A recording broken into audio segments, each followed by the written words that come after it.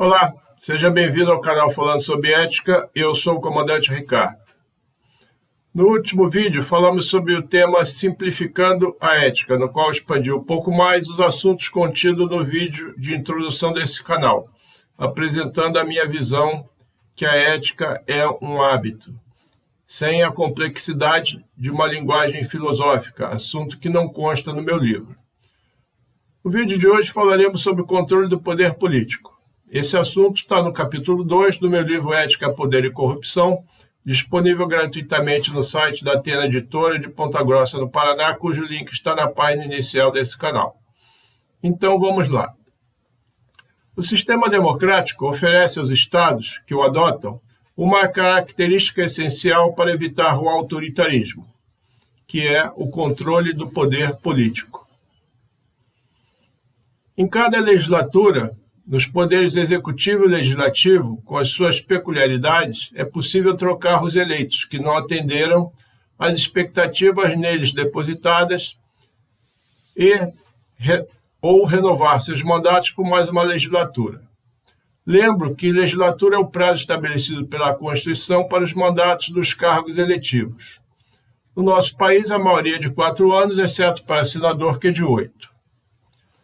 Para aqueles governantes que cometeram ilegalidades ou que sejam incompetentes a ponto de cometerem irregularidades graves, o ordenamento jurídico possui um mecanismo para interromper seus mandatos, que é o impeachment para cargos executivos e o cassação de mandato por razões éticas, que é o que ocorre no legislativo. Entretanto, como eu já afirmei em vídeo anterior, não há mecanismo em nosso sistema democrático para que o povo se livre de políticos incompetentes. Desta forma, tem-se que aguardar até as próximas eleições. Entretanto, isso pode ocasionar grandes prejuízos para a sociedade, que poderá levar anos para se recuperar, particularmente do ponto de vista econômico. Será a alternância de poder a ferramenta para o sistema democrático seja capaz de se renovar e, principalmente, de se oxigenar com relação à sua representação política, por meio de novos eleitos que, consequentemente, terão novas ideias para tentar resolver os problemas da sociedade. Uns conseguirão, outros não. O Brasil adota a democracia indireta, ou seja, o poder é exercido pelos representantes do povo que os elegeu para governar em seu nome. Ocorre que, neste século, com o advento das redes sociais, o contato dos representantes com seus eleitores, que até há pouco tempo simplesmente não existia, tornou-se direto e imediato. Mas, para que isso tenha efeito prático, é preciso que o candidato, após eleito, mantenha contato com seus eleitores e não os esqueça, como normalmente acontece. Assim, o desempenho no cargo e o cumprimento daquilo que o candidato se comprometeu a fazer durante sua campanha eleitoral deve ser devidamente cobrado. O acesso farto e instantâneo aos acontecimentos sociais é importante para que seja verificado que todos aqueles princípios que regem a administração pública estão sendo observados pelos ocupantes dos cargos eletivos. Aqueles que exercem bem seus cargos públicos adquirirão a confiança que os credenciarão para as próximas eleições, pois passarão a ter credibilidade, como eu já expliquei em vídeo anterior. Entretanto, a sociedade, para ter uma ferramenta para se proteger contra abuso de poder, editou, por meio de seus representantes, a Lei nº 13.869 de 2019, que dispõe sobre crimes de abuso de autoridade, ou seja, mau uso das prerrogativas referentes aos cargos detentores de poder pelos seus ocupantes. O primeiro artigo dessa lei diz o seguinte, artigo 1º. Esta lei define os crimes de abuso de autoridade cometidos por agentes públicos, servidores ou não, que no exercício de suas funções ou a pretexto de exercê-las, abuse do poder que lhe tenha sido atribuído. Parágrafo 1º. As condutas descritas nesta lei constituem crime de abuso de autoridade, quando praticadas pelo agente com a finalidade específica de prejudicar outrem ou beneficiar a si mesmo, ou a terceiro, ou ainda por mero capricho ou satisfação pessoal. Tudo o que está disposto nesta lei aplica-se aos agentes públicos descrito no seu artigo 2º. Artigo 2º. É sujeito ativo do crime de abuso de autoridade, sujeito ativo, ou seja, aquele que cometeu o crime, qualquer agente público, servidor ou não, da administração direta, indireta ou fundacional, de qualquer dos poderes da União, Estado e Distrito Federal, dos municípios e território, compreendendo, mas não se limitando, aos seguintes servidores, listados abaixo. Inciso 1º, servidores públicos e militares, ou pessoas a eles equiparadas.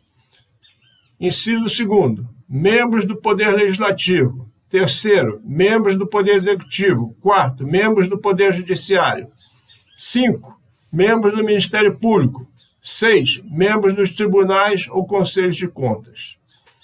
Parágrafo único. Reputa-se agente público, para efeitos desta lei, todo aquele que exerce, ainda que transitoriamente ou sem remuneração, por eleição, nomeação, designação, contratação ou qualquer outra forma de investidura ou vínculo, mandato ou cargo, emprego ou função em órgão ou entidade abrangido pelo caput deste artigo. Esses são os artigos 1º e 2º da Lei de Abuso de Autoridade. Voltando ao texto, afirmo que Bertrand de Jouvenel disse que o poder sem controle tende a ser invasor e arbitrário. As intervenções a que o poder se entrega adquirem de início, em razão de práticas legalistas na forma da lei, áreas de legalidade, mas que são apenas aparentes, usadas para disfarçar seu verdadeiro intento, que é satisfazer paixões decorrentes de ambição, de ego e de vontades, que não representam utilidade permanente para a sociedade. Representam, sim, a utilidade de curto prazo de uma pessoa ou de um grupo que acomoda a moral e a ciência aos seus interesses e suas paixões, uma vez que amam o despotismo. Em razão de o Brasil ser uma república democrática de direito, há liberdades individuais consagradas numa Constituição.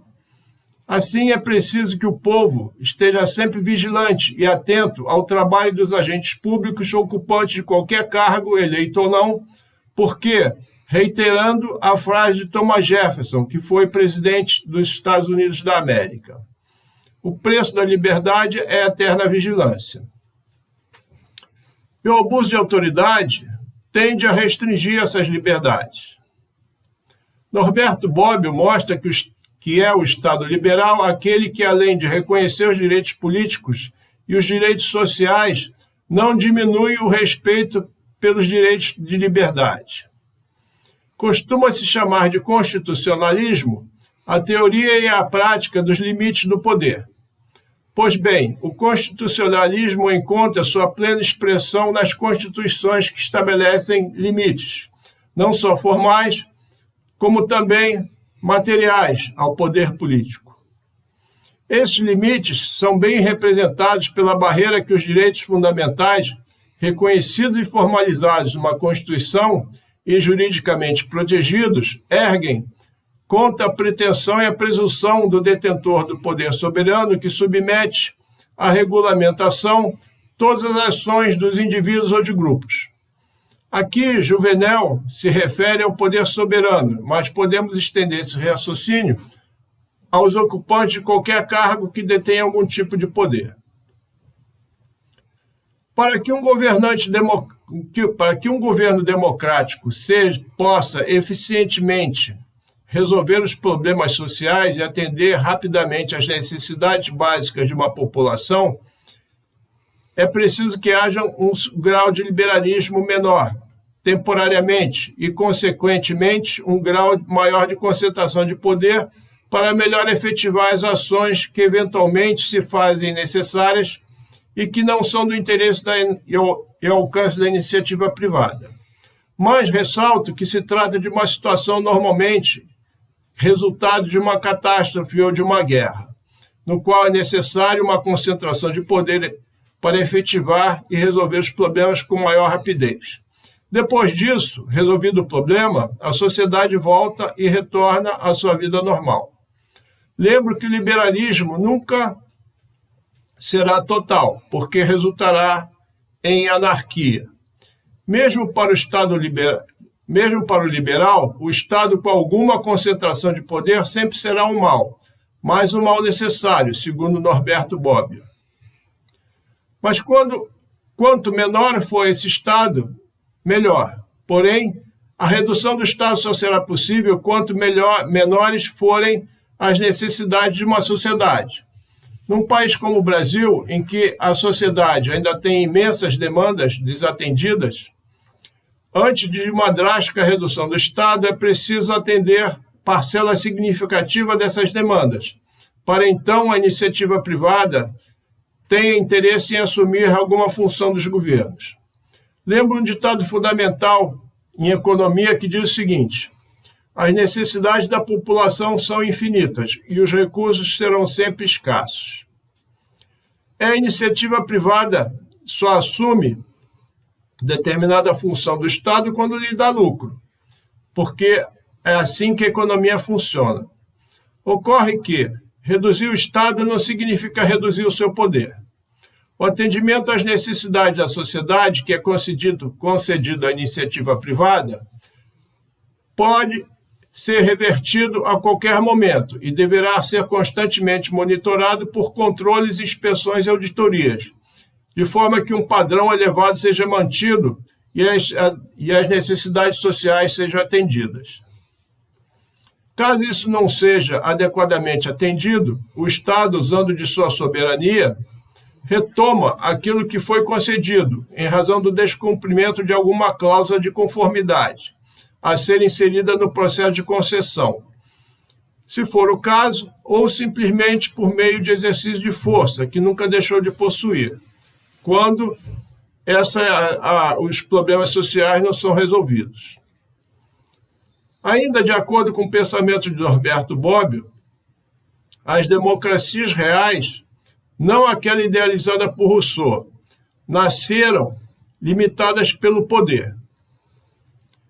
Ou seja, têm em seu poder econômico e fiscal limitado de modo a impedir que a resposta política à demanda social acabe por produzir excesso de despesa pública, desrespeitando os limites dos recursos do país. Assim, essa medida encerra o conhecido princípio econômico pelo qual não se deve gastar mais do que se arrecada. É um princípio válido para quaisquer atividades que dependem da saúde financeira para se manter, como uma família, um comércio, uma empresa, etc., inclusive para governos. Há, porém, uma grande diferença entre empresas e governos. Os governos não pedem falência, apenas aumentam tributos. Mas, como tudo na vida, o excesso é danoso. E até o aumento de tributos, além do necessário, é contraproducente, haja vista a curva de Laffer, muito conhecida hoje em dia. Os estudos levam essa curva de Laffer, demonstrar que o aumento dos tributos leva ao aumento da arrecadação até um certo limite, que é a capacidade de pagar tributos da população. Após esse limite, há um descolamento da linha que mede o aumento dos tributos da linha que mede o aumento da arrecadação. Ou seja, a partir daí, o aumento de tributo não representará o aumento de arrecadação, porque a população não consegue mais arcar com os pagamentos. Daí a importância do controle do poder. Faz parte do jogo democrático o debate de ideias, com o intuito de atender às demandas sociais, dirimindo conflitos existentes, normalmente relacionados com a necessidade, desigualdade, diferença de costumes ou fundados na evolução moral. Essa situação tende a gerar conflitos entre aqueles que defendem gastos sociais ilimitados e aqueles que defendem o controle dos gastos para que possa haver recursos disponíveis permanentemente, sem que os tributos sejam constantemente aumentados. O que não pode ocorrer, no entanto, numa democracia, é o conflito entre poderes, que é patológico, e o conflito político-fisiológico. O patológico representa riscos à paz sociais, à paz social, e o fisiológico é um vício moralmente inaceitável e antiético. A Constituição brasileira incorporou um preceito da norte-americana, que é o sistema de freios e contrapesos, idealizado por Montesquieu, por meio do qual somente a cúpula de um poder da República possui mecanismos para exercer o controle sobre outro. A harmonia mencionada na Constituição só é possível por meio de um equilíbrio decorrente do fato de que um poder não interfira no âmbito do outro, daí a sua independência recíproca. Ocorre que, quando esse dispositivo falha, naturalmente aquele poder que já adentrou as atribuições de outro prosseguirá nesse caminho, em virtude da postura antiética daqueles que detêm a prerrogativa de detê-lo. A falta de ética, naturalmente, permitirá que valores negativos, como a ganância, domine-lhe o caráter e proporcione a sensação de superioridade que o exercício ilimitado do poder traz. A passividade de um poder favorece a intencionalidade de outro. Stuart Mill afirmou que o caráter que aprimora a vida humana é aquele que luta contra as forças e as tendências naturais, não aquele que cede lugar a elas. A ambição estará sempre latente na personalidade humana e é o exercício do poder que a desperta quando a ética fraqueja, na preservação do caráter. E a ambição, quando associada à vaidade, é extremamente danosa. Haja vista um ditado que citei em outro vídeo, que diz que a vaidade é o pecado favorito do diabo, porque abre as portas para outros pecados bem piores. Já foi demonstrado nesse trabalho que a condição sine qua non de uma pessoa exercer eticamente o poder é jamais permitir que interesses pessoais se misturem ou se sobreponham às prerrogativas institucionais de seu cargo. Quando os constituintes elaboraram a atual Constituição, já previram as competências de cada cargo da cúpula de cada poder, para conservar o equilíbrio institucional, porque este é um fator fundamental para preservar a ordem e obter o progresso. Para que exista uma ordem, é essencial que exista a liberdade de uma forma geral. A liberdade é uma forma observada pela lei, juntamente com a transparência e a ética do exercício do poder, são as melhores ferramentas para que a sociedade exerça plenamente sua soberania e fiscalize o poder, promovendo seu amplo controle num sistema democrático. Lembrando sempre que a ética está invariavelmente ligada à verdade e aos fatos. E o mais importante, só se conhece a verdade dos fatos com a liberdade de expressão, porque só assim a população poderá cobrar do governo os serviços pelos quais paga seus tributos. Finalizo esse vídeo com as palavras de Santo Agostinho, que disse: a verdade é como um leão, você não precisa defendê-la, deixe-a solta e ela se defenderá a si mesma. Bem, por hora era isso que eu queria transmitir para você que me prestigia nessa manhã de domingo. Deixo aqui meu muito obrigado. Se gostou desse vídeo, deixe o seu gostei e, se desejar, compartilhe e inscreva-se nesse canal. Até o próximo domingo, quando falaremos sobre a manipulação do poder. Este é o canal Falando sobre Ética e eu sou o Comandante Ricardo. Aguardo você. Até lá.